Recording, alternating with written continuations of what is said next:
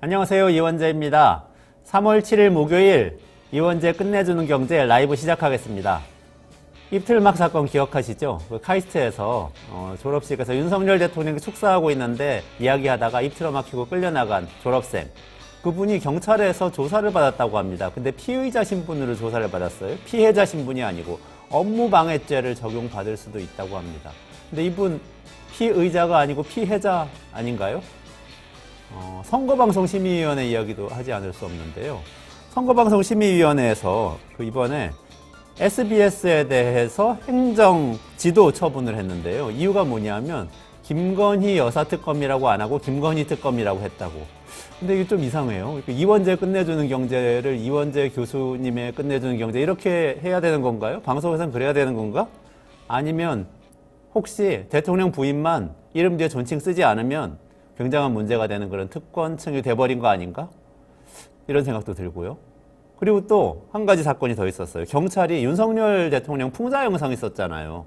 가상 영상이라고 표시하고 틱톡에 돌아다니던 그건데 그 영상이 처음에 경찰이 발표하면서 이게 공직선거법 위반일 수도 있다. 왜냐하면 딥페이크 영상이기 때문에 이렇게 얘기를 했었거든요. 그런데 국과수에서 이미 조사를 해봤는데 딥페이크 영상 아니라고 나왔다고 합니다. 그냥 있는 진짜 영상을 짜집기 한 영상이기 때문에 딥페이크하고는 성격이 다른 거예요. 그러니까 선거법 대상은 아닌 게 되어버리거든요.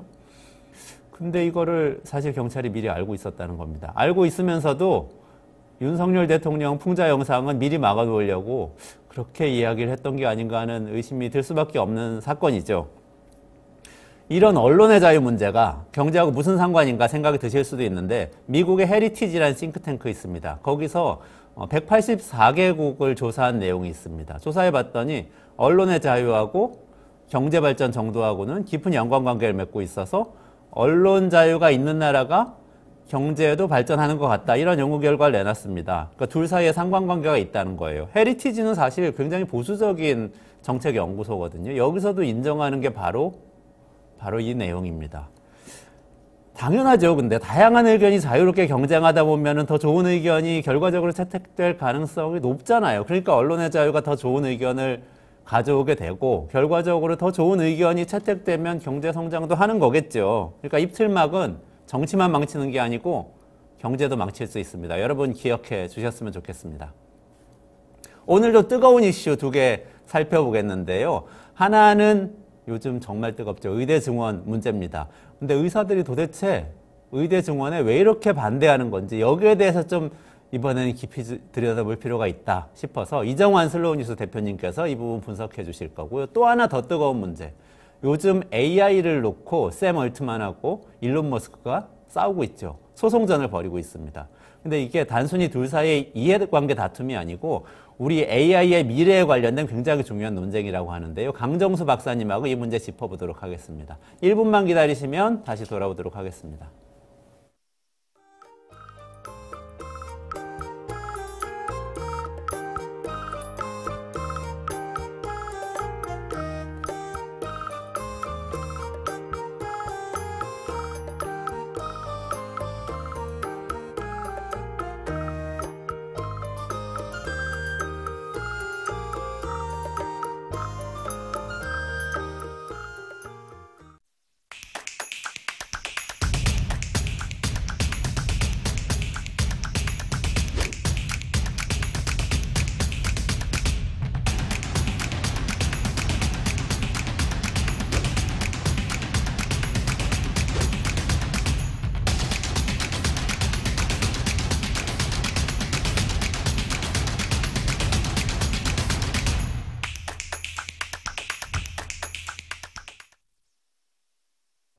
이원재 끝내주는 경제 미디어 앤드 솔루션 시간인데요. 이정환 슬로우뉴스 대표님하고 같이 합니다. 안녕하세요. 네, 안녕하십니까. 어서 오세요. 네. 오늘도 또 뜨거운 문제.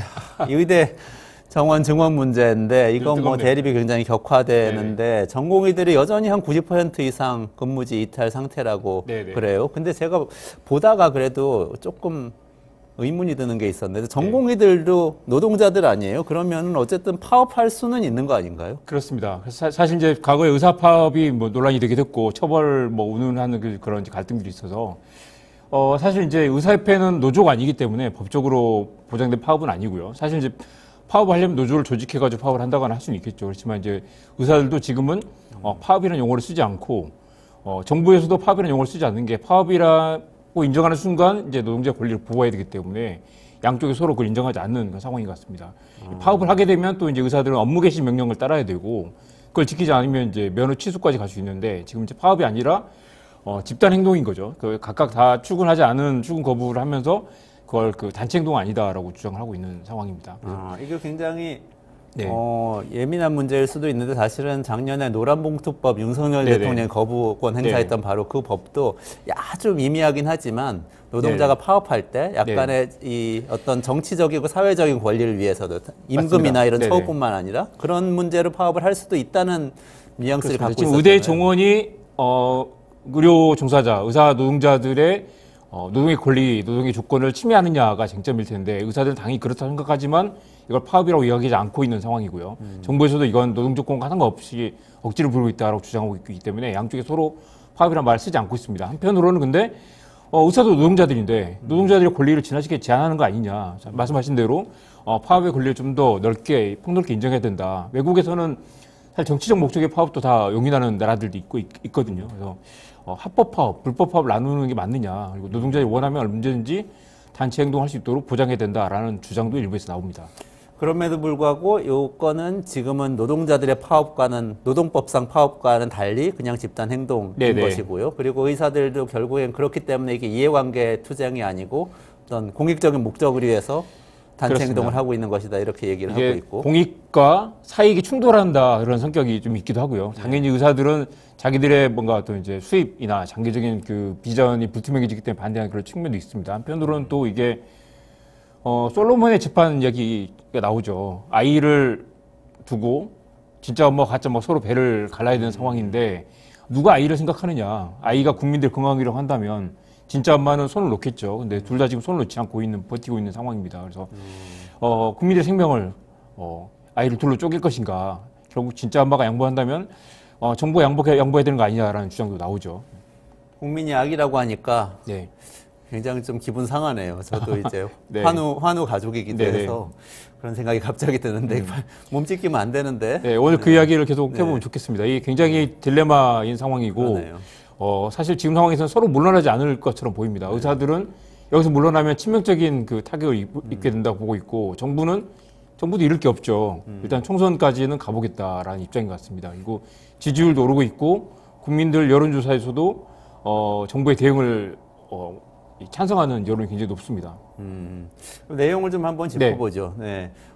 환자들이 사실은 소비자인데 소비자가 뭔가 의리된 것 같은 그런 느낌이긴 한데 네네. 그게 핵심이 지금 의대 증원으로 지금 불거졌잖아요. 그렇습니다. 근데 의대 정원이 지금 의사 숫자가 작아서 정원을 늘려야 되는 상황인 건 맞는 거 아닌가요? 맞습니다.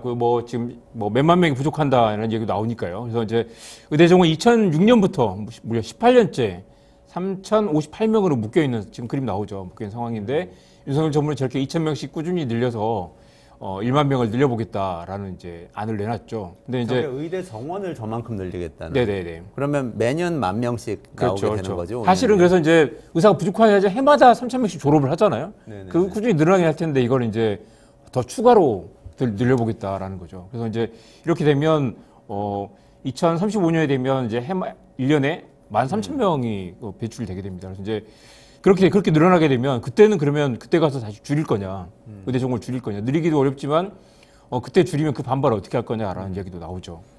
근데 의사들은 계속 이게 의대 정원, 그러니까 의사 수 자체가 아주 부족하지 않다 이렇게 주장을 또 하시는 분들이 많은 것 같아요. OECD와 다른 이제 해외와 비교하면 한국의 의사들이 부족한 건 일단 맞고요. 통계적으로 굉장히 부족한 건 맞습니다. 근데 이제 또 보면 1,000명당 의사 수가 지금 한국이 지금 굉장히 적죠. 2.6명이고 다른 나라들은 4명이 넘어가는 경우도 많이 있습니다. 그러니까 한국이 이제 다른 나라들의 한 절반 이하라고 볼 수 있습니다. 그리고 대신 이제 또 보면 이 국민 1인당 병원 수는 또 한국이 되게 굉장히 많아요. 한국이 그러니까 동네 병원들이 좀 많고 그리고 우리 병원에 가면 일반 감기 때문에 병원에 가면 한 1분 만에 진료가 끝나잖아요. 네. 이제 의사들 수가 한 명의 환자를 진찰해서 건강보험에서 받을 수 있는 수가가 낮기 때문에 사실 이제 많이 진료를 본다는 거죠. 그래서 이제 3분마다 한 번씩 계속 환자를 봐서 하루에 뭐 몇십 명을 봐야 그게 돈을 많이 버는 구조. 그러니까 개별 환자 단가는 낮지만 이 진료를 많이 할 수밖에 없는. 그래서 보통 감기 때 가면 어떤 병원들은 이틀 뒤에 다시 오세요 그러잖아요. 약을 이틀밖에 안 주고. 그 말은 한 번 더 와서 한 번 더 비용을 받겠다라는 거고, 국민들은 이게 사실 또 건보가 적용이 되기 때문에 부담이 크지 않죠. 그렇기 때문에 병원을 좀 자주 가는. 그래서 한국이 1인당 병원 방문 숫자도 굉장히 높습니다. 그러니까 의사는 부족한데 의료 행위 숫자는 굉장히 또 많은 그런 기형적인 구조라고 할 수 있겠습니다. OECD 통계 그 그래프 나왔던 거 보니까 한국이 1인당 대면 진료 건수가 16.6건, 그래서 독일, 일본, 네덜란드 뭐 이런 데보다 훨씬 많죠. 뭐 훨씬 많네요. 예. 거의 뭐 평균의 2배 이상 그러니까 되는 것 같은데. 미국 같은 경우는 이제 의료비가 워낙 비싸기 때문에 못 가는 경우도 있지만, 한국은 또 의료 쇼핑이란 말도 나올 정도로 그냥 너무 병원 자주 가는 분들이 문제가 되고 있기도 합니다. 근데 그 개별 단가가 낮다는 거죠. 국민들 부담은 적고 의사들도 버는 게 적기 때문에 많이 진료를 할 수밖에 없는 구조. 이 구조를 깨뜨리고 싶지 않은 거죠. 만약 근데 여기서 의사들이 더 늘어나면 이 경쟁이 더 치열해지고 환자 수가 더 줄어들 거 아니에요. 그 부분을 이제 의사들이 두려워하는 것 같습니다. 아니 근데 지금 의료 접근권이 꽤 있다는 건데요. 1인당 네, 대면 네. 진료 건수가 네, 네. 높다는 건. 근데 응급실 뺑뺑이, 뭐 소아과 오픈런 그렇죠. 이런 거는 왜 나오는 거예요? 이런 건 접근성이 또 낮다는 이야기잖아요. 네. 사실 이제 그래서 이제 그게 이제 여러 가지 문제가 복합적으로 충돌하는 상황인데, 세 가지로 나눠볼 수 있겠습니다. 말씀하신 대로.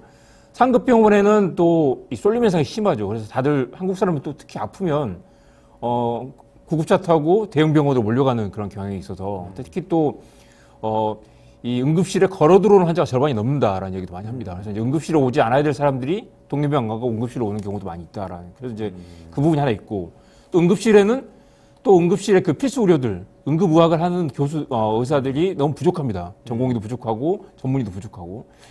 그런 문제 하나 있고, 또 하나는 이 대형 병원에서 일하는 전공의, 우리가 전공이라는 말을 정확히 이해하면 좋은데, 이 인턴과 레지던트입니다. 그래서 합쳐서예요? 네네. 아, 옛날엔 인턴은 수련이라고 인턴 플러스 했던 것 레지던트를 같은데. 합쳐서 이제 합쳐서 수련이라고 하고, 전공의. 그래서 이제 아, 이분들이 그럼 병원에서 전공의 이제 수련이 같은 말인가요? 아, 그렇군요. 병원에서 이 수련을 하면서 사실상 교육생의 신분인데 지금 노동자들처럼 부리고 있는 상황이죠. 이분들은 또 지금 주 80시간 정도로 줄었다고 하는데 많게는 150시간까지 일하는 분들도 있었다고 합니다.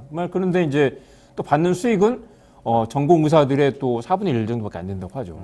그러니까 많은 의료 드라마, 의학 드라마에 나오는 것처럼 이 청춘 남녀들, 젊고 건강하고 잘생긴 의사들이 의사생활. 네, 그렇죠. 엄청 고생하면서 일을 하죠. 근데 그게 이제 로망처럼 그려지고 있긴 하지만 사실 문제는 우리나라의 대형 병원들이 그렇게 전공의들에게 사실 교육생들인데 교육생에게 엄청 많은 일을 맡기면서 이걸 싸게 굴리고 있는 그런 문제가 있다는 거죠. 왜냐하면 거기엔 또 문제가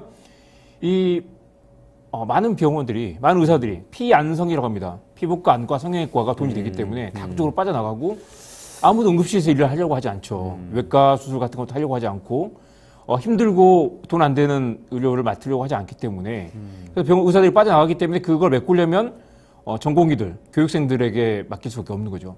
교육생들이 실제 실력이 많이 떨어진다고 보기는 어렵지만 그래도 그분들에게 과잉 진료를 맡기면서 이게 한국 의료 시스템을 지탱해 왔다. 그게 또 하나의 또 문제고요. 아니 근데 네. 피안성의 경우에도 네네. 전문의가 있고 전공의가 있을 거 아니에요. 네네. 대형 병원 안에서는 네네. 내과, 외과도 전문의가 있고 전공의가 네네. 있을 텐데 지금 주 80시간 일하는 분들은 다 내과, 외과 소속은 아니실 거 아니에요. 그렇죠. 필수 이제 의료 대형 소속은 병원에서도 아니고. 만약에 피안성의 이제 전공의들은 그분들도 일이 많긴 하겠지만 사실 응급실에 일하는 분들만큼 많지는 않을 거고요. 그리고 이제 대형 병원의 피안성에서도 이제 그 전공의들이 있겠지만 사실 지금 문제가 되는 건 응급실의 인력 부족, 그다음에 필수 의료, 외과나 내과, 그다음에 그 산부인과, 소아과 등의 이 의료진이 몰리지 않는 것들, 의사들이 지원을 하지 않고 의사가 계속 부족해지는 현상들. 그리고 심지어 내과 의사를 하다가 갑자기 모발이식 전문으로 돌아서기도 하고요. 모발이식은 전공을 하지 않아도 누구나 할 수 있으니까. 네, 그리고 피부과가 아닌데 나중에 이제 그 피부과 치료 같은 것들을 조금 배워가지고 네. 그쪽으로 옮겨가 보톡스 같은 거 배워가지고 이제 소아과 의사가 보톡스 전문 병원으로 이 업종을 바꾸는 그런 경우도 많이 있다고 합니다. 네. 이게 이제 지금 의사 정원의 문제라기보다는 이게 쏠림 현상 그리고 가장 중요한 필수 의료의 수가가 떨어지고 의사들이 버티지 못하고 다른 쪽으로 빠져나가기 때문에 문제인데, 그러니까 정작 중요한 그 업종의 과목에 의사들이 없는 게 문제인데 이거 전체 의사를 2,000명씩 늘려가지고 이걸 해결할 수 있느냐라는 그런 지적이 나옵니다. 그럼 그 세 가지인데 상급병원 쏠림 현상하고요. 네. 그리고 전공의들이 과로하고 과잉진료, 있다는 예. 거 하고 그다음에 이제 피한성으로 몰려서 네. 필수 의료의 의사가 네. 없어지고 있다는 세 가지인데요. 네. 일단 다른 거 두 가지는 좀 구조적인 것 같은데 전공의들 과로하는 거는 네. 의대를 증원하면은 다음 전공의가 많이 들어올 테니까 그렇죠. 그럼 해결되는 거 아니에요? 그럼 이제 전공의들 사실 근데 지금 쟁점에서 전공의들이 우리 힘들어서 일 못하겠어요라는 말을 하진 않습니다. 왜냐하면 이분들은 한 이제 5년 고생하면 나가서 또 억대 연봉을 벌 거거든요. 억대가 아니라 뭐 4억 이상 연봉을 버는 분들도 있죠. 그러니까 이제 이분들도 다 나가서 피한성을 하고 싶으신 거죠. 그리고 근데 아니면 필수 의료 예를 들면 내과, 외과 전공의들도 4억 원씩 벌게 되는 건가요? 지금 저기 보시면 그 흉부외과가 정확히 숫자가 잘 안 보이네요. 흉부외과가 지금 4억 8천입니다. 지금 이제 단위가 100만 원이니까요. 흉부외과는 연봉이 4억 8천, 안과가 4억 5천, 그다음에 피부과가 이제 3억이 넘는데 소아청소년과는 1억밖에 안 됩니다. 그러니까 이제 산부인과도 2억 5천 정도고요. 이게 이제 또 병원마다 다르긴 하겠지만 전반적으로 최근에 이제 소아과 오픈런 말씀하셨지만 소아과 의사들이 부족한 건 그만큼 수가가 낮고 이 연봉이 적기 때문이라는 거죠. 이건 지금 봉직의 연봉인가요? 아니면 전체 전체 개원이 합쳐서 그런데 포함해서? 실제로 이제 개원이로 가면 훨씬 더 연봉 차이가 커지게 되죠. 근데 소아과는 개원이로 가도 사실 이제 수익이 크지 않기 때문에 소아과를 계속 문을 닫거나 또 어린이가 줄어드는 그런 측면도 있기 때문에요. 그래서 이제 소아과가 줄어드는 현상들, 그다음에 지역에 가면 산부인과가 없어서 다른 지역으로 1시간 이상 넘어가야 되는 그런 문제들이 생겨나게 되는 거죠.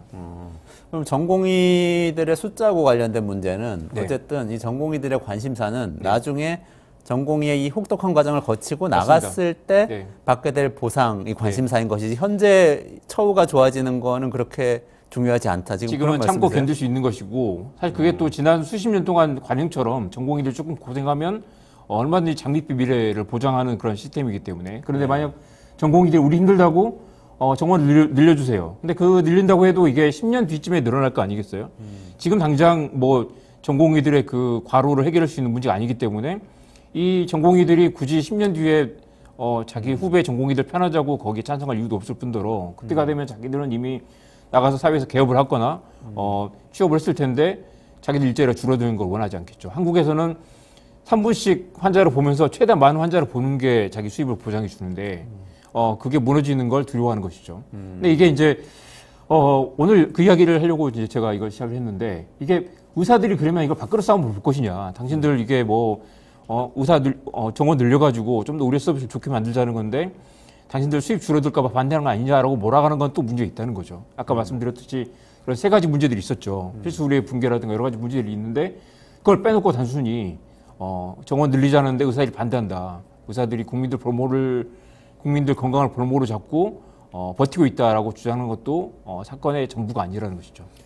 그런데 네. 아까 말씀하신 내용은 이해가 가지만 네. 의대 정원이 늘어나면 전공의 근무 시간은 줄어들긴 하는 거 아니에요? 결과적으로 그렇게 되겠죠. 그렇습니다.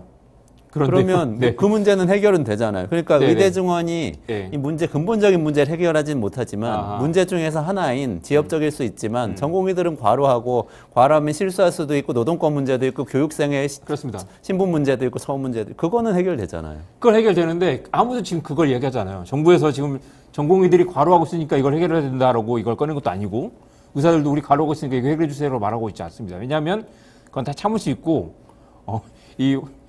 전공의를 끝내고 나서 돈을 많이 벌 수 있기 때문에 그건 아무도 문제 삼지 않아요. 그리고 그것 때문에 지금 뭐 의사가 부족한 것도 아닙니다. 사실 이제 문제가 부족한 거는 전공의들이 과로가 문제 아니라 전공의들은 주 150시간도 하는 분들이니까 정작 문제는 이제 대학병원 이외에 그 필수 의료의 인력이 부족하다. 그리고 다들 피한성으로 몰리고 있다. 그리고 가장 공부 잘하는 의사들이 나중에 졸업하고 여드름 짜는 일을 한다는 거죠. 그리고 정작 이 노동장에서 이 팔이 떨어지고 배가 갈려서 오는 그 응급 환자들을 볼 이 응급의학과나 외과 의사들이 부족하다는 게 문제가 되는데 그 문제를 지금 정원을 늘리는 걸로 이걸 해결할 수 있느냐.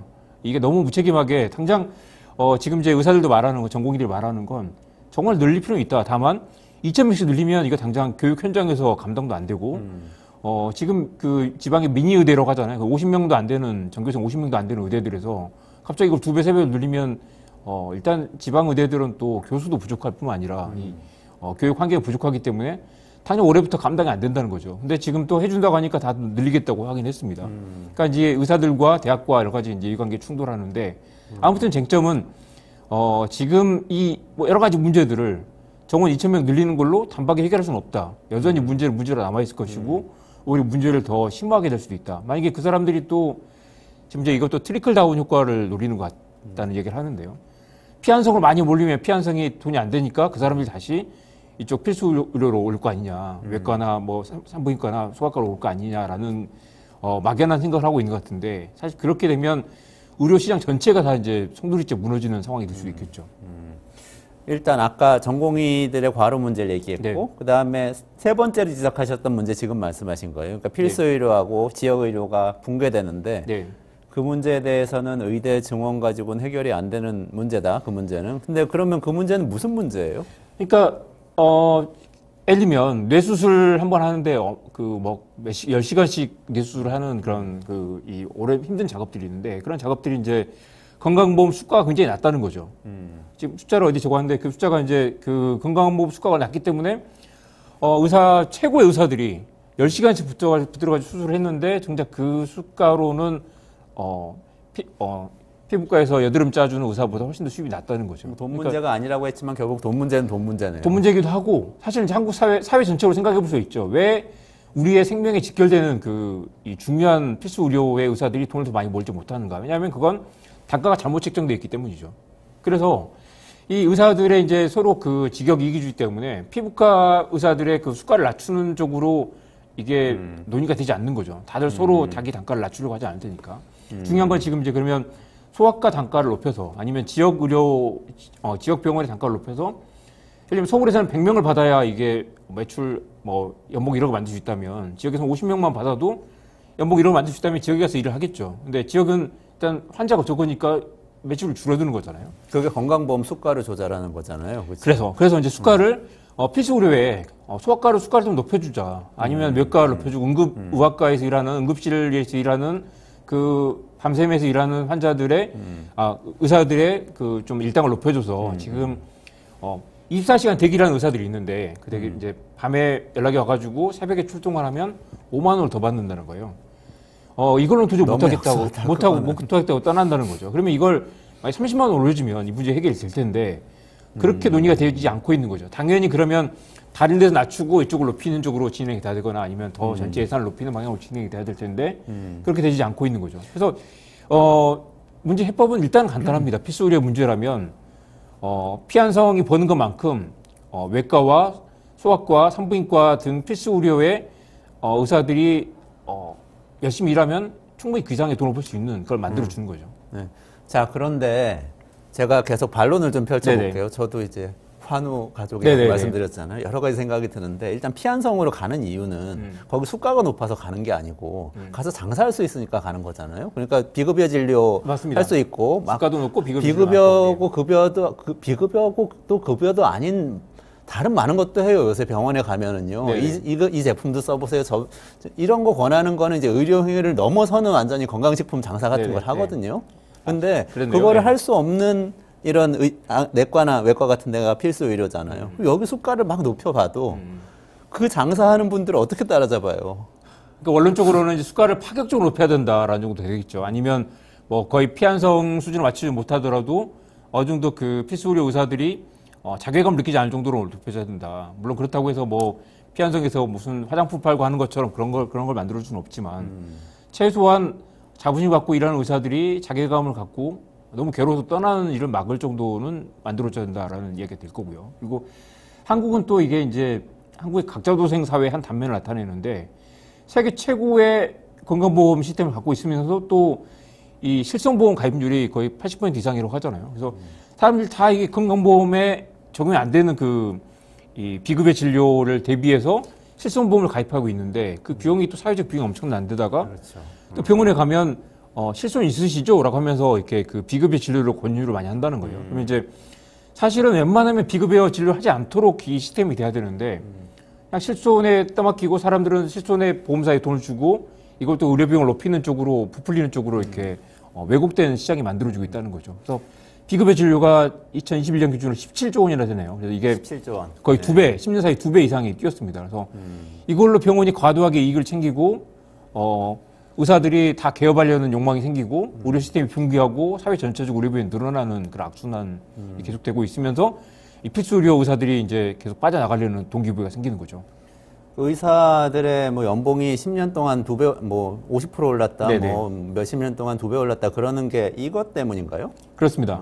실손보험에서 전체적으로 이제 그 의료 시장이 늘긴 했지만 이제 그 비급여 시장이 늘어나면서 비급여 시장으로 이제 이게 뻥튀기가 되고 있는 거죠. 그리고 우리가 감기 진료받으러 병원 갈 때 내는 돈은 전 세계에서 가장 싸지만 네. 그렇지만 우리는 사실 의료비를 사실 OECD 평균 수준으로 이미 내고 있다. 그렇습니다. 그것도 실손보험 네네. 때문에 이제 그런 거죠. 저기 그 오건호 이제 내가 만드는 복지국가 위원장이 말씀하시는 게 건강보험 1만 원으로 모든 걸 다 해결할 수 있는 모든 그 이 완벽한 100% 의료를 해결하자라는 제안도 하잖아요. 건강보험을 10,000원씩 더 내자는 거죠. 그게. 만 원씩 더 내고 100% 비급여 진료를 다 없애고 다 해결하자라는 건데 여전히 그 비급여 시장이 있고 만약에 국민들은 이제 어떤 암이 걸리면 내가 잘 모르는 무슨 질병이 걸려서 가정이 풍비박산할 수 있다라는 우려가 있는 거죠. 그래서 이제 다들 실손보험으로 달려가는데 이거 정부 해결해주고 어느 정도 다 그 건강보험 시스템 안으로 들어와야 되는데 건강보험의 외부 건강보험이 커버리지하지 못한 영역이 계속 커지고 있고 의사들도 이왕이면 건보에서 해결하는 건 단가가 낮기 때문에 이왕이면 비급여로 추천하면서 이게 더 좋은 약이 있고 더 좋은 처치가 있거나 더 좋은 뭐 이렇게 기법이 있는데 이걸 해서 해보시겠습니까? 실수 있으면 이걸로 하시죠라고 몰아붙이면서 이 시장을 부풀려 가지고 국민들 부담을 늘리는 쪽으로 안 좋은 방향으로 인센티브가 작동하고 있다는 거죠. 이거 지금 여쭤볼 게 너무 많은데 네. 시간 시간 조금만 더 할게요. 네네. 1시 5분 네네. 조금 5분에서 10분 정도까지 하면 좋을 것 같고요. 거기에 대해서도 반론 또. 네. 그렇더라도 네. 어차피 비즈니스로 나가는 의사들을 막을 수는 없잖아요. 우리 자본주의 사회인데 변호사들도 네네. 사업하겠다고 나가면은 사업하는 거고요. 네네, 뭐 그렇죠. 우리 네. 의사들도 사업하겠다고 나가면 사업하는 거죠. 근데 그게 아니고 이제 물론 나는 정말 봉직의로서 환자들 그 네. 필수 의료에 종사해서 환자들 보겠다는 분들 보수를 좀 높여주는 것까지는 좋다고 생각해요. 네네. 근데 높여주려고 하더라도 의사가 더 많이 공급되면 네. 이 필수 의료의 보수를 더 높여주는 게 효과가 더 좋을 거 아닙니까? 왜냐하면 사명감이 있어도 보수가 너무 작아서 어쩔 수 없이 비즈니스 할 수밖에 없는 처지에 있는 의사분들도 있을 수도 있고 네네네. 네, 그런 욕구가 있을 수도 있고 해결을 좀 해주면서 같이 할 수 있는 거 아니에요? 그러니까요. 지금 이제 단순히 의사 수의 부족이 문제 아니라 지금 우리가 지켜야 될 것은 피부과가 더 늘어나야 되는 상황 아니니까. 그러니까 이제 피부과보다는 이제 그런 필수 의료의 의사들의 처우, 그다음에 공공병원, 종합병원의 처우를 좀 개선하는 방향으로. 그리고 사실은 이제 의사들이 투입이 되면 아까 말씀하신 것처럼 전공의들에 의존하는 그 비율을 좀 줄여야 되겠죠. 사실 외국도 그렇게 많이 바뀌었지만 전공의들 과로를 좀 줄이고 거기 이제 전문의들이 대학병원에 취업해서 좀 안정적으로 일할 수 있는 그런 시스템을 만들기도 해야 되겠죠. 네. 맞습니다. 조금 네. 이런 지금 제가 말씀드리고 싶은 게 그거였어요. 이게 우리가 의사들의 비즈니스를 얘기하고 있는 게 아니라 의사들의 비즈니스를 어떻게 지킬 거냐 아니면 의사들이 많이 벌고 있으니까 이걸 좀 깎아가지고 어디 다른 데 붙여주자라는 얘기를 하는 게 아니라 우리의 그 공공의료 그다음에 우리 사회 전체 그 의료 시스템에 어떤 공적인 그 책임을 환기할 것인가 이걸 시스템이 무너지지 않도록 어떻게 이걸 보완할 것인가에 대한 얘기를 하고 있는 거잖아요. 그걸 이야기하기 위해서 의사 정원을 늘리는 게 이게 문제를 해결할 수 있는 것인가 아니면 필수 의료와 아니면 그 필수 의료 붕괴, 지역 의료 붕괴를 어떻게 막기 위해서는 수가를 어떻게 보완하고 어떻게 의사들의 처우를 개선하고 비급여라든가 왜곡된 구조를 어떻게 개선할 것인가라는 쪽으로 논의가 진행돼야 된다는 것이죠.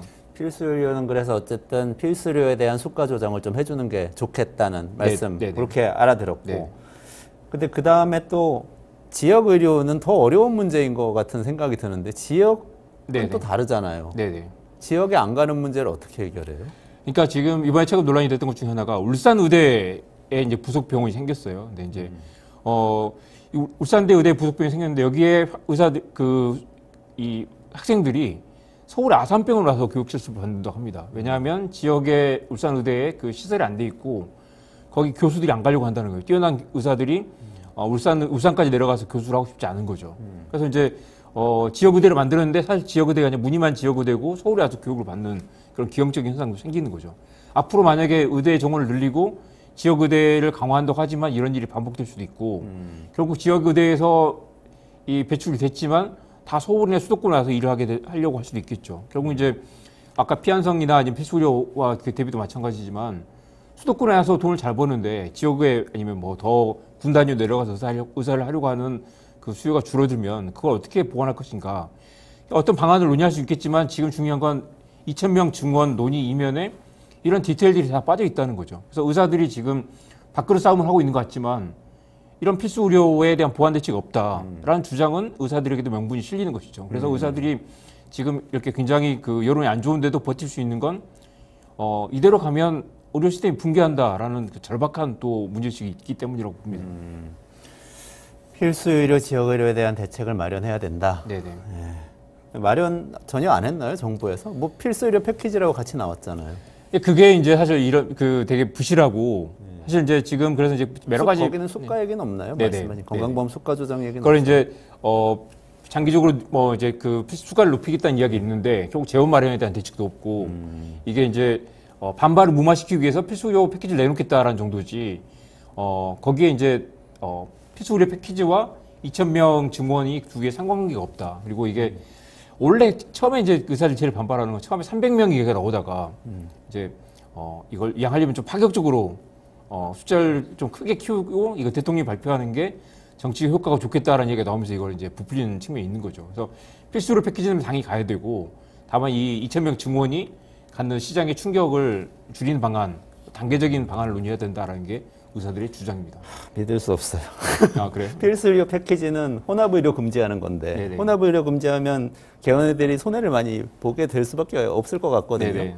그러니까 당연히 지금 의사들이 반발하는 거는 증원도 있지만 필수 의료 패키지 자체를 반발하는 것 같아요. 그렇긴 필수 하죠. 의료도 말씀하신 수가를 올려주는 건 좋아. 그렇지만 공급이 너무 늘어나면 개원의들은 어려워지잖아요. 필수 의료 중에서도 뭐 MRI 권유해서 비급여를 많이 할 수도 있고 뭐 그렇죠. 다른 비급여 처치를 많이 제가 권유할 수도 있어야 말씀드리고 되는데 싶은 건 일단 대화를 시작해야 된다. 네. 사실 총선 때까지 일단 이렇게 기득권 집단을 찍어 누르는 모양새를 가져가고 싶을 텐데 이런 식으로 하게 되면 최대 피해자는 국민들이 된다. 그리고 증원하는 거 맞지만 이런 식으로 2,000명씩 증원하는 그 속도에 문제가 있다고 한다면 그 부분 충분히 뭐 이렇게 귀를 기울여야 되고요. 필수 의료 패키지도 보완을 해야 됩니다. 그래서 이 시민사회의 압박과 중재도 필요할 것이고 좀 그 디테일을 두고 좀 사회적 논의를 좀 해야 되는 그런 부분이 있는 것 같습니다.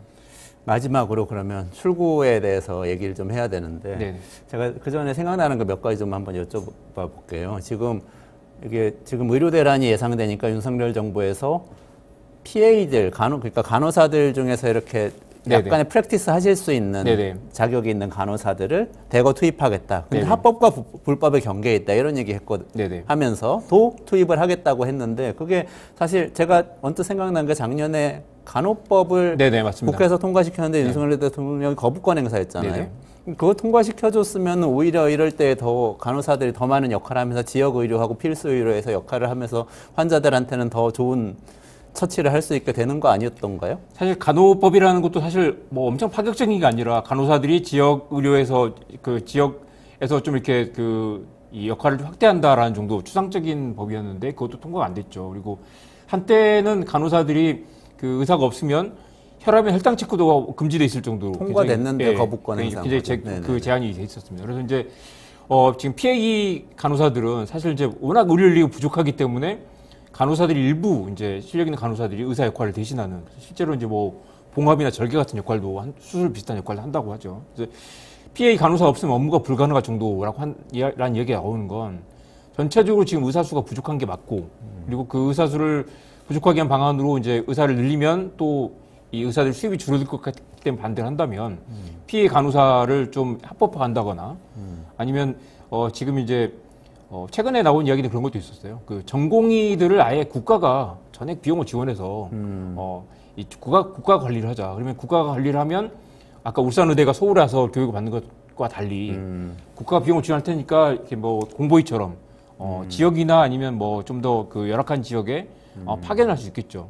그러면서 전문의들을 늘리고 전공의들은 정부가 좀 취약한 지역에 좀 파견을 하는 방식으로 좀 관리를 하는 것도 뭐 보완하는 방법이 될 수 있을 것입니다. 그래서 큰 방향은 공공성을 강화하는 방향으로 우리가 논의를 시작해야 된다. 그리고 의사들이 밥그릇 싸움을 넘어서서 이 공공성을 보완한 방안. 그러려면 수가조정뿐만 아니라 아까 필수 의료 패키지 같은 것들도 미세하게 조정을 해서 인센티브를 잘 설계하고 의사들의 이기주의를 넘어서 이걸 공적인 그 시스템을 강화하는 방향으로. 이게 단순히 이걸 찍어 눌러서 갈 문제도 아니고 2,000명을 늘려야 될 수 있지만 단계적으로 그 시행착오를 최소화하면서 이 안정적으로 가져가는 방안을 논의를 해야 되겠죠. 의사가 부족한 게 아니고 지금은 필수 의료가 위기인 거다. 지역 의료의 붕괴의 해법을 함께 찾아야 된다라는 그런 이야기를 시작해야 될 것 같습니다. 네. 얼마나 늘릴 것인지보다 어떻게 늘릴 것인지가 중요하다라는 게 핵심일 것 같습니다. 불과 3년 전에 문재인 대통령 때 네. 그때의 공공의대 설립하는 거하고 네. 의대 정원 400명 증원하는 네, 거하고 그것 때문에, 필수의료 네. 강화하는 거하고 패키지로 내놨는데 코로나 중임에도 불구하고 네. 전체 의사들이 개원의까지 포함해서 파업이라는 네. 네. 이름으로 그때는 진료를 거부하는 바람에 네. 때를 놓친 거 아니에요? 때를 그때 놓쳤죠. 400명 받았으면 지금 2,000명 나올 일 없잖아요. 네. 안타까운 건 그때의 이제 이 실패를 반면교사 삼아서 윤석열 정부는 그냥 강하게 밀어붙이면서 좋아 빠르게 가라는 정신으로 이거 밀어붙이고 있는데 국민들은 또 이걸 어떻게 보면 이제 아까 제가 솔로몬의 아기 이야기를 했잖아요. 정말 중요한 그 국민들의 건강을 볼모로 잡고 있는데 그걸 좀 강구하면서 이걸 그냥 집단 이기주의로 보는 건 진실의 전부가 아니다라는 말씀을 드리고 싶습니다. 당연히 집단 이기주의도 있고 의사들의 밥그릇 싸움도 맞지만 이건 또 우리 모두의 미래가 걸린 문제다. 이걸 논의를 시작해야 된다라고 생각합니다. 알겠습니다. 자, 조금 의사들 이해하면서 윤석열 정부 네. 캄다운해서 네네. 적절하게 빨리 타협책 찾아야 된다. 이렇게 말씀하신 것 같고 네. 저는 그래도 의사 숫자가 늘어나면 공적인 의사도 늘어나고 많은 거 이렇게 해결될 것 같아요. 다음에 한번 다시 토론해 보시면 좋을 것 같습니다. 네네. 시간이 다 돼서. 네, 이정환 대표님 고맙습니다. 네. 네, 잠시만 기다리시면 강정수 박사님하고 돌아와서 샘 알트만하고 일론 머스크 싸우는 이야기 해드릴게요.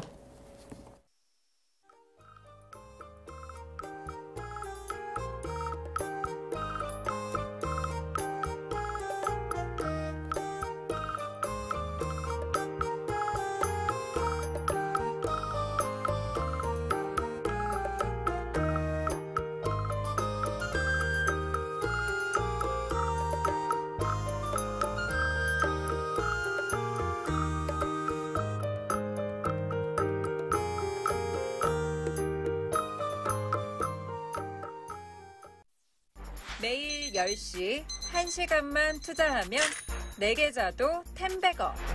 개장하자마자 급등? 따라잡아도 되나? 1분 대기조 점상이 답변해줍니다. 바쁜데 특징 중? 언제 공부해? 1시간만 투자하세요. 점상이 정리해줍니다. 단기로 치고 빠질 종목 없나? 매일 오전 10시 점상이 골라줍니다. 매일 오전 10시엔 점상을 잡아라. 유튜브에서 점상 시크릿을 검색하세요.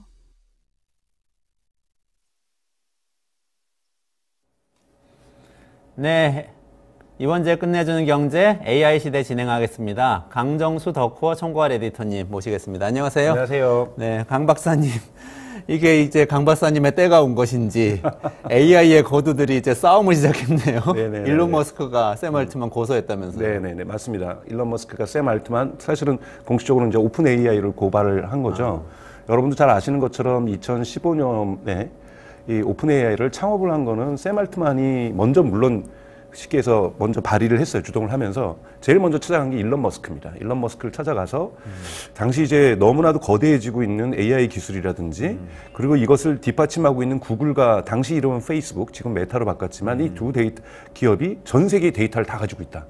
이 데이터도 가지고 있고 인공지능 이 기술도 발전하면 흔히 말하는 일반 인공지능 AGI, 인간보다 똑똑하다고 하는 이런 것도 곧 출현하게 될 거고, 근데 이것을 두 개의 기업이 다 가져간다는 건 문제가 있다. 그래서 일론 머스크도 여기에 동의하고, 그럼 우리 이거를 좀 비영리 단체로 한번 만들어 보자. 그래서 우리가 일반 인공지능을 만들자. 그 대신 이것이 일반 인공지능이 만들어지면 인류에게 누구나에게 공개하고 이것이 특정 기업이 소유할 수 있도록 만들지 말자. 여기에 합의하면서 그러려면 사람도 인재도 필요하고 돈도 필요하니까 우리 한 1억 달러 정도를 모금하자. 여러분 1억 달러면은 작지 않은 돈입니다. 그렇죠. 그래서 1,400억 뭐 이렇게 네네네네. 그래서 그 중에서 이 4,400만 달러를 일론 머스크가 돈을 내요. 그러니까 그중에 거의 50%에 가까운 돈을 내고, 그리고 여러분도 이제 작년 이사회 파동 때, 오픈 AI 이사회 파동 때 이제 이름을 알게 되셨던 그 유명한 슈츠케버. 슈츠케버를, 예, 일리아 슈츠케버를. 그 기술자죠, 그분. 네네, 개발자인데 대단히 뛰어난, 제프리 힌턴의 수제자이기도 하고, 이 친구가 이제 구글에 있었는데, 일론 머스크가 만나서 설득을 합니다. AGI 시대로 가는데 당신의 역할이 너무나도 중요하고 그런 사기업에 있지 말아라. 비영리 기업으로 와라. 그래서 일론 머스크가 그 슈츠케버를 설득을 해서 오픈 AI로 옮겨요. 그러니까 이렇게 하면서 사실은 초기에 일론 머스크가 자기가 보기에는 기여도가 많은데 요번에 이제 고발의 이제 핵심은 이제 조항은 이제 3개의 조항을 걸었지만 핵심은 뭐냐면 왜 마이크로소프트라는 특정 기업에 복무하고 있느냐. 이거는 계약 위반이다. 네네. 처음에 했었던 약속의 위반이다. 이렇게 얘기를 하는 거고 또 하나는 신탁 의무도 위반했다. 내가 4,400만 달러 주면서 사실은 계속해서 우리의 처음에 창립 의지를 계속 지켜나갈 것을 이메일로도 주고받았는데 이거를 위반하지 않았느냐라는 것들이 이제 일론 머스크가 샘 알트만을 공격을 한 거고요. 그런데 이제 샘 알트만이 이제 반박을 했고 오픈 AI 측에서 반박을 했고 어제 이제 뉴욕 타임즈에서 그 반박을 블로그로 이제 오픈 AI 블로그로 공식 회사 계정으로 반박을 하다 보니까 이제 일론 머스크의 이런 약점들을 갖다가 뉴욕 타임즈는 이제 강조하면서 사실은 중간에 오픈 AI를 테슬라의 산하 조직으로 만들려는 시도가 있었다. 그런 갈등 때문에 헤어진 거다. 라고 이제 뉴욕 타임즈가 보도를 했고, 그러니까 그런 주고받았던 이메일을 공개를 했어요, 오픈 AI가. 그러니까 뭐 근데 이 문제가 왜 생겼느냐를 좀 저희가 볼 필요 있고, 그리고 결국은 이 문제가 어디로 귀결되느냐, 이 소송이 누가 이길 거냐, 제가 뭐 변호사가 아니기 때문에 일론 머스크가 이길 수 있다, 오픈 AI가 이길 수 있다, 뭐 이렇게 얘기를 한다면 변호사가 아니기 때문에 얘기할 수 있는 거는 일론 머스크가 이기는 어려워요. 하지만 이길 수 있는 마지막 근거가 있습니다. 그건 조금 이따 좀 말씀을 드리고, 이제 처음에 이제 1억 달러로 시작을 했는데, 이 당시에 이제 전문가들도 예상을 했던 건 1억 달러는 충분할 거라고 생각을 했어요. 적지 않은 돈이니. 그리고 이제 데이터를 많이 모아야 되는데, 비영리 기업이다 보니 많은 데서 협조를 해줄 거다. 영리 목적이 아니다 보니까 데이터를 많이 줄 거다. 그리고 비영리 기업이 흔히 말해서 데이터를 가져와서 인공지능을 만든다라면 흔히 말하는 이런 저작권 이슈도 해결될 수 있다. 영리 목적으로 사용하는 것이 아니니까 이런 생각을 했어요. 그런데 점점 진행하다 보니까 샘 알트만도 그렇고 이건 일론 머스크도 동의했다는 이메일이 이제 이번에 오픈AI에서 공개를 했는데 컴퓨팅 파워가 문제다. 그러니까 이거를 연산하는데 너무 많은 돈이 든다. 쉽게 얘기해서 엔비디아의 GPU가 엄청 필요하다라는 거죠. 네. 그래서 1억 달러 가지고는 택도 없다. 그것에 대한 결론을 사실 일론 머스크도 동의하는 이메일이 이번에 공개가 됩니다. 그래서 우리가 이걸 어떻게 해결해야 되냐. 결국은 돈이 필요하니 비영리 재단 산하에 영리 재단을 만들자. 영리 기업을. 네, 영리 기업을 만들자. 그것이 오픈 AI입니다, 여러분. 그러니까 그 위에 있는 것은 오픈 AI 파운데이션이고, 그러니까 재단이고, 거기는 비영리고, 여기에 이사회가 있어서 결정을 하지만 영리 기업을 하나 만들고 여기에 약 140억 달러를 마이크로소프트가 투자를 하는데 투자의 많은 돈은 마이크로소프트의 애저, 즉 GPU가 있는 컴퓨팅을 사용하는 거예요.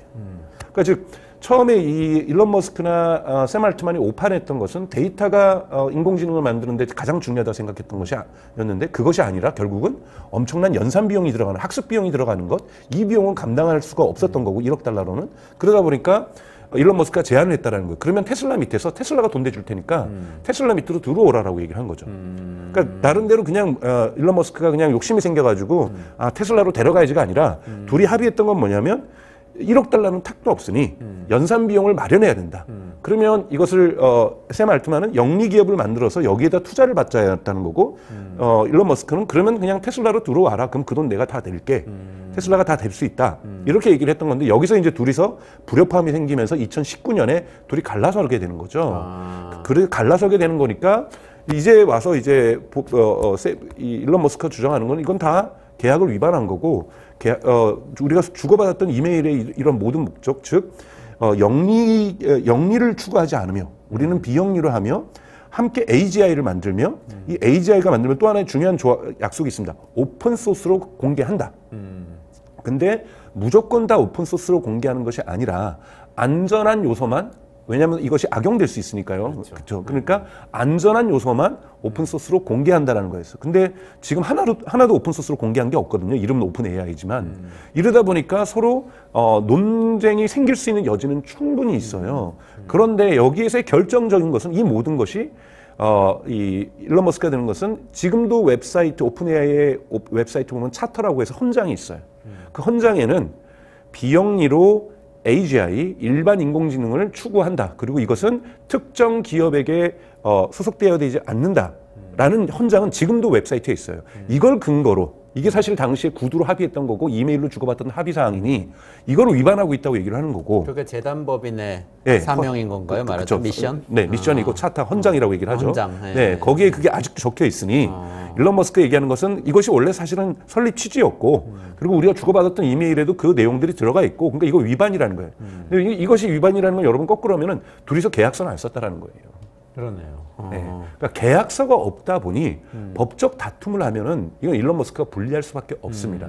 근데 이제 사회적으로 나타났던 것은 작년에 여러분도 아시는 것처럼 2023년 11월에 오픈 이사의 파동이 있었잖아요. 네네. 그것도 결국은 이 비영리에 있었던 이사들이 영리재단에서 너무 빠르게 MS 마이크로소프트하고 특정 기업하고 짝짝꿍이 돼가지고 너무 빨리 나가고 있다.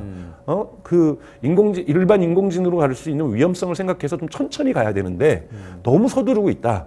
이것에 대한 불신들이 생기면서 그런 이사의 파동이 생겼던 거잖아요. 그 이후에 일론 머스크는 좀 잘못 주장하고 있는데 결국은 그 비영리 재단의 이사회에도 그 특정 기업인 마이크로소프트가 한 명 들어오게 되었다라고 얘기하고 있는데 사실은 그건 사실이 아니고 팩트는 옵저버로 들어오고 있습니다. 네. 그러니까 이사의 의결권을 갖고 있는 이사로 마이크로소프트가 한 명을 파견하는 것이 아니라 그 분쟁 이후 작년에 파동 이후에 마이크로소프트는 참관인으로 지금 비영리 오픈 AI의 재단의 이사회에 회의에 참여하고 있는 형태인 거죠. 그래도 이제 일론 머스크의 비판이 어느 정도 맞을 수 있거든요. 네네. 그런데 이제 여기서 한 가지 재미있는 일이 있습니다. 마이크로소프트에 마이크로소프트 리서치라고 하는 AI 연구 조직이 있어요. 맞아요. 있죠. 네. 그러니까 이게 구글 브레인 이런 거. 네네. 여기에서 논문을 최근에 발표했어요. 네. 그래서 제목은 스파크라는 단어가 들어간 GPT-4에서 일반 인공지능의 불꽃을 보았다. 저 그거 본 것 같아요. 네. 그것을 근거로 삼는 논문을 학술지에다가 발표를 했습니다. 엄청 자극적인 제목인데. 네네. 자극적인데 좀 사실은 과대 광고일 수도 있죠. 네. 근데 일론 머스크가 이번에 이걸 근거로 든 거예요. 자, 그러니까 왜냐하면 지금 무슨 다툼이 있냐면 오픈 AI는 GPT-4는 4.0은 아직 AGI가 아니니 특정 기업에 줘도 된다예요. 원래는 AGI를 인류 공익을 위해서 쓴다. 만들기로 했는데 그것이 사명이잖아요. 그렇죠. 그게 사명인데 아직 그건 아니니까 이거는 특정 기업한테 주고 조금 비즈니스 해도 된다. 정확한 표현이죠. 그러니까 지금 오픈 AI 쪽이 중요한 건 사명은 맞다. 우리 사명 그리고 지금도 지킬 거다. 그리고 지키고 있다. 왜 사명을 안 지키고 있냐? 왜 GPT 4.0은 AGI가 아니기 때문에 이거는 가는 과정 속에서 그 수많은 비용을 감당하기 위해서 우리가 특정 기업하고 협력하는 것은 어쩔 수 없는 선택이었고 그 선택의 중간적인 고민들은 일론 머스크하고도 고민을 나눴던 거고 일론 머스크는 그것에 대한 해답을 테슬라와 함께 하자고 얘기했던 거고 샘 알트만은 아니다. 우리가 투자를 받겠다. 나는 Y 컴비네이터 대표 출신이다 보니 이 벤처 캐피탈들의 투자를 받으면 된다. 이렇게 얘기를 했던 거고 근데 벤처 캐피탈이 아니라 사실은 특정 기업인 마이크로소프트로부터 140억 달러를 받아버린 거죠. 이런 부분이 있었지만 여기에 모든 것은 전제는 뭐냐면 AGI, 일반 인공지능을 추구하는 거고 이거는 오픈 AI 지금도 고치지 않는 사명에는 이거는 인류 보편에게 제공하고 특정 기업에겐 제공하지 않겠다예요. 왜냐하면 이것이 처음에 오픈 AI의 설립 취지에는 구글과 지금의 이름 페이스북에서 이름을 메타로 바꾼 메타에 대한 두려움이었거든요. 워낙 여러분들 아시는 것처럼 2015년 이 정도 당시에는 소셜 미디어가 이 스마트폰과 확산되면서 이 전 세계의 데이터를 구글이 검색 시장 점유율 90%를 갖고 있고 전 세계 사람들이 페이스북과 인스타그램과 또 왓츠앱을 쓰고 있다 보니 데이터들은 이 두 기업으로 다 빨려 들어가고 있으니 일론 머스크도 걱정이 됐던 거죠. 이러다 보면 AGI를 이 두 기업이 다 만들겠구나. 근데 이 두 기업이 그러니까 나쁘다는 걸 떠나서 사적인 이익을 추구하는데 사적인 이익을 추구하는 집단에 AGI가 가면은 악용될 소지가 분명하게 있다. 그러니까 이렇게 정리를 한 거죠. 그러니까 전체적으로 봤는데 근데 문제는 지금 근거가 하나 남아 있어요. 근데 한 가지만 짚고 나가면 여기서 AGI가 일반 인공지능이라고 하셨는데 그거는 진짜 터미네이터에 나오는 스카이넷처럼 막 인간을 지배할 수 있는 엄청난 능력을 가진 그런 인공지능을 뜻하는 건가요? AGI 그래서 최근에 그것도 작년에 이제 논문이 나왔어요. 구글 쪽에서 발표한 논문이 나왔는데 AGI가 무엇인가? 라고 해서 무려 100여 명에 있는 인공지능 전 세계 석학들에게 질문을 던졌어요. 그랬더니 100명이 다 다른 답변이 나온 거예요. 그래서 구글에서 되게 현명한 걸 했는데 우리가 자율주행에도 보면 여러분 0단계, 1단계, 2단계, 3단계, 4단계, 5단계, 6단계가 있잖아요. 그것처럼 AGI를 7단계로 나눴어요. 아. 그래서 요 정도의 수준은 AGI 1단계로 보자. 우리가 이제 말씀하셨던 터미네이터 나오고 이건 AGI 7단계인 거예요. 그러니까 AGI 1단계부터 7단계로 구별을 해놓기 시작하고 있고 이것이 요즘 전문가들 사이에서 인정받는 체계거든요. 왜냐하면 이 단계를 안 해놓으면은 우리가 자율주행 3단계도 자율주행이라 얘기를 하잖아요. 네네네. 근데 자율주행 5단계가 있는 거잖아요. 그렇죠. 네네. 그런 것처럼 일반 인공지능도 단계를 나눠야 된다는 건데 지금 마이크로소프트의 리서치에서 주장하는 것이 지금 1단계에 왔다라는 거예요. 그것에 완전히 오진 않았지만 스파크, 불꽃을 봤다라는 거잖아요. 네네네. 불꽃이라는 건 불 지펴주면 확 타오를 수 있다는 거거든요. 사실은 그리고 지금 GPT-5가 이미 개발됐다는 주장들이 많이 있어요. 왜냐하면 지금 클로드도 3.0을 발표하면서 GPT 4.0을 능가했다고 얘기를 하고 있고 구글도 제미나이 물론 사고는 치고 있지만 제미나이를 발표하면서 4.0과 비슷한 수준이라고 얘기를 하고 있는데 샘 알트만이 어디 인터뷰에서 그랬거든요. 5.0은 뭐가 달라지냐 그랬더니 이 사람이 미래형 단어를 쓴 게 아니라 5.0은 더욱더 스마트하다라는 단어를 현재형으로 썼어요. 아. 그건 뭐냐면 아직 공개는 안 했지만 내부적으로 5.0까지 와 있다라는 얘기를 하고 있는 거잖아요. 말 실수한 거일 수도 있다는 그렇죠. 거죠. 그러니까. 예. 그러다 보니 그러니까 일론 머스크는 지금 벌써 너네 일반 인공지능 가고 있는 거다. 그러니 이 약속을 지켜라. 아. 그러니까 이 약속을 지키고 약속을 지키지 않으면 계약 위반이고 네네. 이런 거 뭐 이런 것에 대한 위반이라고 얘기를 일반적으로 지금 하고 있는데 가장 그래서 저는 결정적으로는 계약서가 없기 때문에 법적 다툼을 하면 항상 계약서가 없는 사람이 지잖아요. 네네. 우리가 민간에게도 제가 누구한테 돈을 빌려주더라도 사적으로 빌려주더라도 계약서 없으면 안 받았다 우기면 뭐 이건 뭐 안 되는 거잖아요. 네네. 그래서 계약서가 없는 일론 머스크가 좀 불리할 수는 있지만 이 논문에서 있는 것을 우리가 인정해주고 왜냐하면 마이크로소프트가 스스로 인정한 거니까 그래서 사실 해프닝이 일어날 수 있어요. 그러면 캘리포니아 법정에서 캘리포니아 법정에 지금 고소를 한 거니까 이거 일반 인공지능의 모태로 볼 수 있다. 네. 그러면은 너희들의 오픈 AI 사명하고 맞지 않는다. 네. 그러면 이거를 왜 특정 기업인 MS에게 독점화 시키는가 문제 있을 수 있다. 왜냐하면 지금 미국 정부에서 물론 선거를 맞이하는 지금 단계에 있긴 하지만 지금 FTC, 그러니까 우리 식으로 하면은 공정거래위원회라든지 이런 곳에서 지금 이 오픈 AI가 마이크로소프트하고 하는 것을 독점적인 어떤 관계로 보기 시작하는 것들을 지금 검토하고 있거든요. 네네. 유럽연합에서도 검토를 하고 있고 너무 특정 기업에게 너무 많은 지분을 줬다라는 거예요. 49%라고 하는 그러니까 이 영리 기업에. 그러니까 이렇게 되면서 좋은 인류에게 쓰일 수 있는 기술이 특정 기획임에 쓸 수 있는 것은 이 독과점을 부를 수 있다라는 검토들이 이루어지고 있는 상황에서 이런 것까지 고려한다라면 마이크로소프트에게 불리한 판결이 나올 가능성이 전혀 없는 것은 아니다. 근데 지금 전문가들이 보고 있는 시각은 뭐냐면 오픈 AI가 하는 것은 사실 불법은 아니죠. 네네. 왜냐하면 말씀드렸던 것처럼 우리는 AGI는 공개할 거고 중요한 기술은 오픈소스로 제공해서 인류 보편에게 도움이 되도록 만들 거고 AGI는 결코 특정 기업에게 쏠리지 하지 않겠다. 하지만 AGI로 가기 위해서는 엄청나게 돈이 드는데 그 돈을 우리가 비영리 재단으로는 사실 이게 말이 안 맞는 거였어요. 처음부터. 비영리 재단으로는 갈 수 없으니 모든 사람들의 기부금만으로는 갈 수 없으니 우리가 특정 기업인 마이크로소프트로부터 무려 140억 달러라는 걸 투자를 받았고 앞으로도 더 받을 거예요.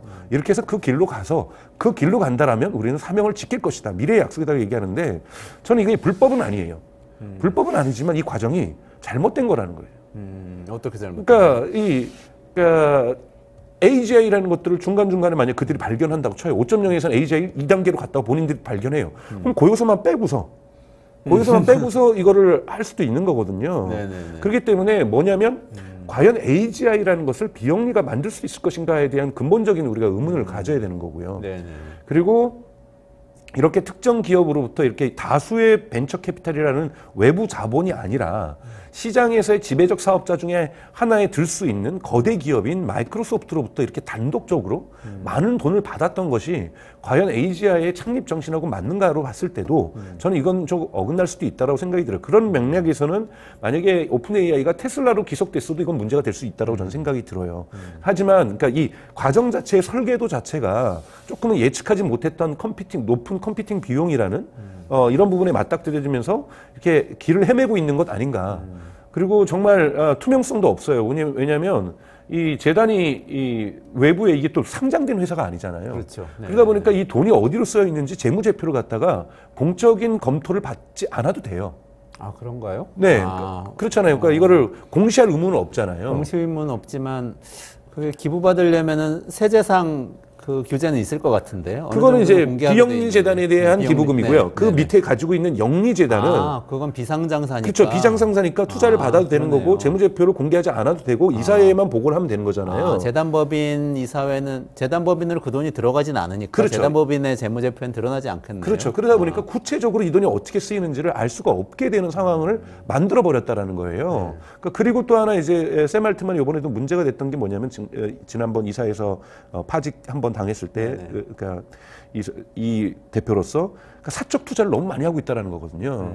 그러니까 사실은 지금 샘 알트만이 자산이 되게 많은 걸로 나오고 있어요. 언론의 추론에 따르면은 한 10억 달러에서 100억 달러 사이라고 얘기를 하고 있거든요. 이 사람이 또 Y 컴비네이터 대표, 즉 세계에서 가장 큰 이 투자사 중에 하나의 대표에 있으면서 사적으로도 많이 투자를 했어요.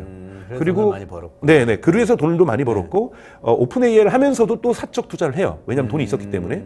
그리고 어쩔 때는 자기 형이 한다든지 좀 이런 식으로 관련 업체들에게 즉 오픈 AI 관련 업체들에게도 투자를 했다라는 그 비판을 받았었거든요. 뭔가 우리나라 재벌들 생각나는 대목이. 그러니까 그러다 보니까 이 비영리 재단이 영리 재단을 갖고 있으면서 사실은 회사가 더 불투명해졌다라는 평가를 받고 있거든요. 그래서 이런 부분에서 이 논쟁들은 끊임없이 발생할 수밖에 없는 소재를 만들어 놨고 그렇기 때문에 작년 2023년 11월에 있었던 이사회 파동 이후에 이번에 일론 머스크가 고발한 건 두 번째 구조적인 오픈 AI의 모순 때문에 발생하는 이런 두 번째 문제라고 저는 해석을 할 수가 있습니다. 네.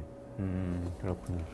그 마무리하기까지 조금 시간이 있는데요. 네. 제가 좀 궁금증이 든 게 이제 고소의 내용은 굉장히 중요한 대목이긴 하네요. 그러니까 AGI로 이렇게 발전해 나갈 때 그건 비영리에서 컨트롤해야 된다. 지배구조 문제를 제기한 네. 거고 또 하나는 특정한 기업한테 이것을 넘겨서는 안 된다. 네. 최소한 여러 기업이나 여러 투자자들하고 공개가 돼야 된다. 그리고 적절하게 그리고 오픈소스로 오픈소스로 기술을 공개해서 기술도 다른 공개해야 사람들도 한다. 쓸 수 있게 해줘야 된다. 그렇죠. 이런 점들을 이제 제기를 한 건데 네. 이 점들은 타당한가요? 이 점들은 타당하고 사실은 그거는 지금 여러분들이 검색하셔서 오픈 AI 차터라고 해서 검색을 해서 들어가시면 오픈 AI 홈페이지에 공식으로 밝혀져 있어요. 이 세 가지 원칙은.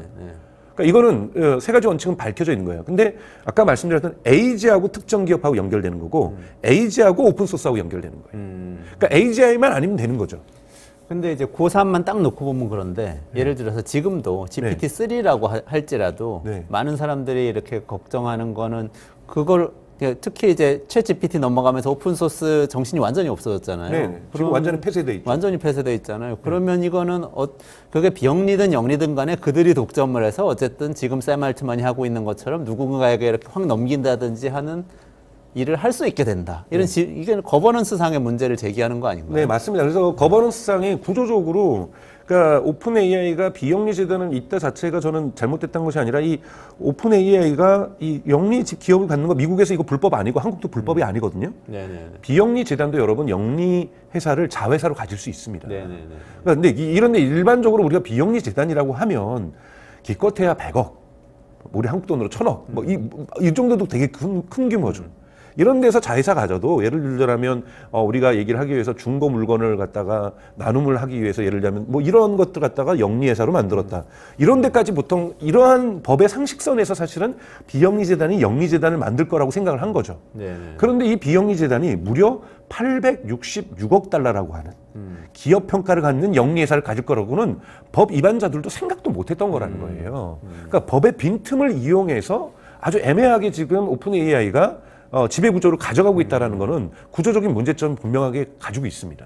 AGI가 진짜 오긴 오는 건가요? 근데 정말로 이 높은 단계 높은 개발 단계의 공지는. 것은 저도 잘 모르겠는데 1단계, 2단계는 곧 올 거라고 보고 있어요. 왜냐하면 여러분들도 제가 뭐 이 방송에서 여러 번 말씀드렸던 것처럼 소라라든지 그러니까 이번에 또 소라도 있지만 알리바바에서 또 인공지능을 얼마 전에 발표를 했거든요. 지난주에 발표를 했죠. 그건 뭐냐면 이미지. 그래서 알리바바에서는 소라에 있었던 그 도쿄에서의 야경을 걷고 있는 여성 이미지를 스크린샷을 떴어요.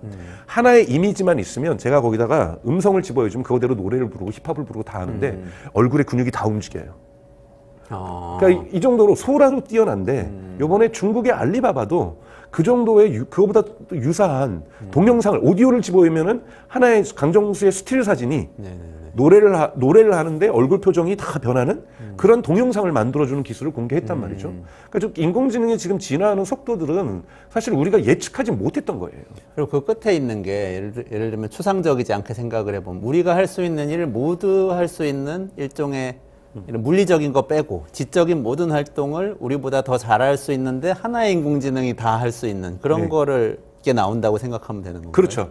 근데 이제 그 단계별로 가면 그러겠죠. 예를 들자면 아인슈타인보다 똑똑한 인간, 뭐 이렇게 해서 아인슈타인보다 또 똑똑한 AGI가 나올 거다. 이런 거는 우리가 그렇게 기대하시면 안 되는 거고. 인간을 말살할 AGI가 아닌데, 예를 들자면은 이 인공지능을 갖다가 로봇에서 줬더니 옵티머스에서 빨래를 개더라. 세탁을 하더라. 근데 빨래를 하는 건 강정순 예를 들자면 저는 빨래는 잘하고 세탁을 거는 걸 잘하는데 제가 달인질 잘 못하거든요. 달인질은 강정수보다 잘하니까 이건 인간보다 똑똑한 거다. 이렇게도 정의할 수 있어요. 그렇죠. 그럼 이것도 우리가 볼 때는 특정 영역에서는 AGI 단계에 왔다라고 볼 수가 있는 거거든요. 그리고 우리가 특정하게 인간이라는 것을 갖다가 똑똑한 현인만이 아니라 우리가 어려서 막 태어난 초등학생들도 중학생들도 고등학생들도 인간이잖아요. 그렇죠. 존중받아야 될. 그리고 교육을 못 받은 사람들도 어떤 경제적 조건과 사회적 조건에 의해서 인간이거든요. 그들보다는 똑똑할 수 있는 거거든요. 그렇기 때문에 우리 그러면 기업으로 볼 때는 그 인공지능보다 사람보다는 인공지능을 써서 고용을 대체하는 것이 훨씬 더 효과적일 수가 있는 거잖아요. 요번에도 클라나라고 해서 우리 유럽에서 이제 가장 많이 쓰이는 네이버페이, 카카오페이라고 생각하면 되십니다. 거기에서 600명의 콜센터 직원을 CS 직원을 해고했어요. 왜냐하면 인공지능이 답변을 더 잘해주더라는 거예요.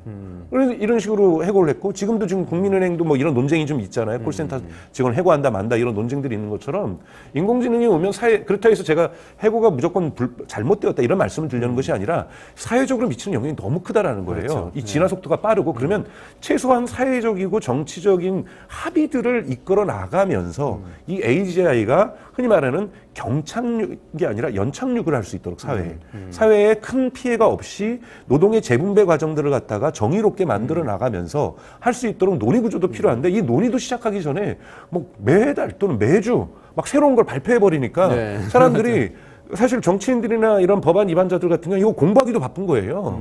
그러다 보니 AGI 논의는 멀리 가버려 있는 거죠. 그러니까 이렇기 때문에 우리가 이런 부분에서 사실 오픈 AI가 이럴수록 가장 리드하고 있는 기업이고, 그러다 보니까 이런 부분에서 조금 균형들을 맞춰주는 노력들은 필요한데, 지금 거버넌스 구도는 더욱더 불투명해진 거버넌스 구조라는 거예요.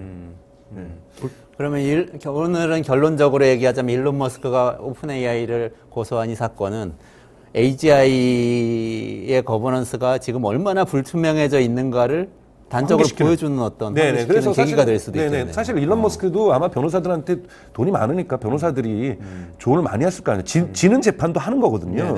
여기서 가질 수 있는 사회적 의미를 저는 생각했을 거라고 생각이 들고, 물론 이제 비아냥거리는 사람들은 옹졸하게 재판을 하다니 네가 열심히 해가지고 AI를 더 잘 만들면 되지 그걸 가지고 가서 오픈 AI 기술 뺏어 오려는 거냐 이런 식으로 비판하는 사람들도 있어요. 뭐 그런 비판도 틀린 건 아니에요. 경청해야죠. 근데 제가 보기에는 이번에 사건에 우리가 사회적 의미를 봐야 된다면 일론 머스크가 했던 의미는 이 AGI에 대한 2015년 오픈 AI를 설립하면서도 사실은 걱정됐던 것은, 일론 머스크가 걱정했던 것은 AGI를 특정 기업이 독점하는 것에 대해서 걱정했던 것처럼 이 AGI의 문제를 끊임없이 사회에다가 환기시켜줬다.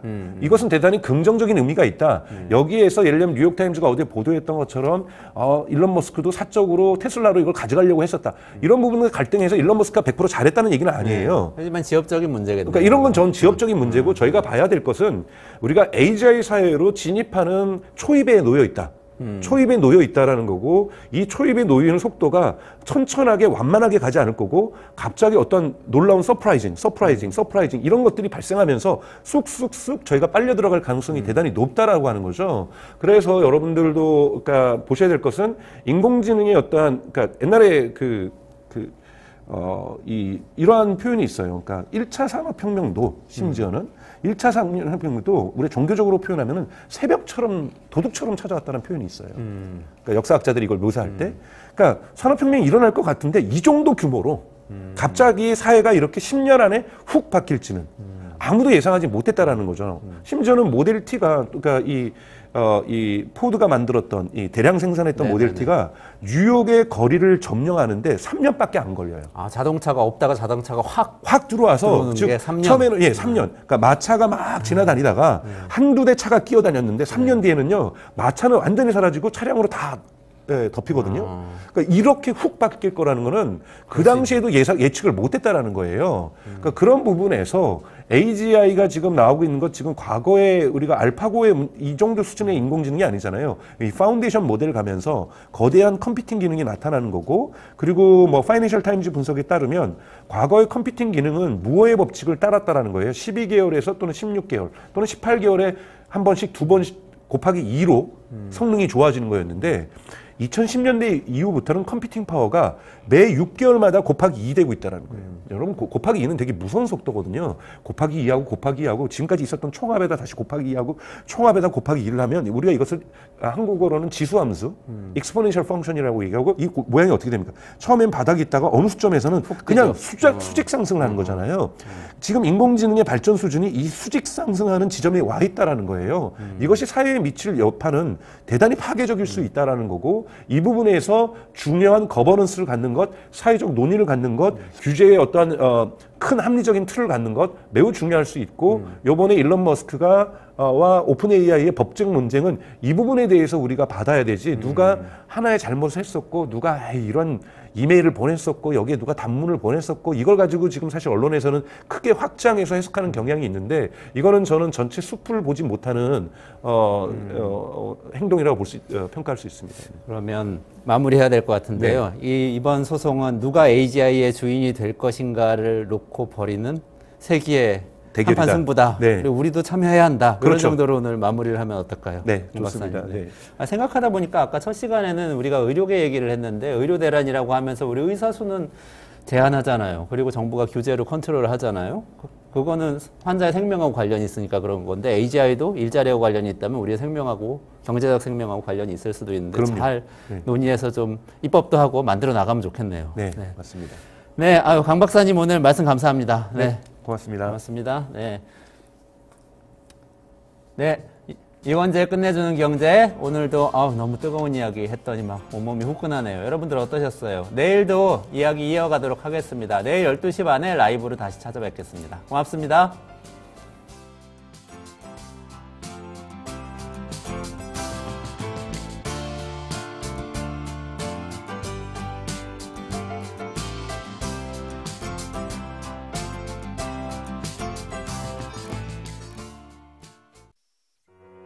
우리아이 재단에서 뜻을 함께할 정기 후원자분들을 기다립니다.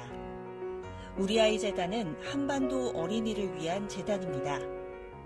배고픈 어린이들에게 영양 가득한 국수를 보내고 영유아 자폐 조기검사 지원, 베이비박스의 이유식 정기 배달, 중증장애 및 취약 아동들을 지원하고 있습니다. 따뜻한 손길을 이어주는 분들께 우리아이 팔찌와 감사 선물을 드립니다. 지속적인 지원을 통해 더 많은 어린이들에게 도움을 줄 수 있도록 정기 후원자가 되어주세요. 후원 문의 02-2128-3344, 2128-3344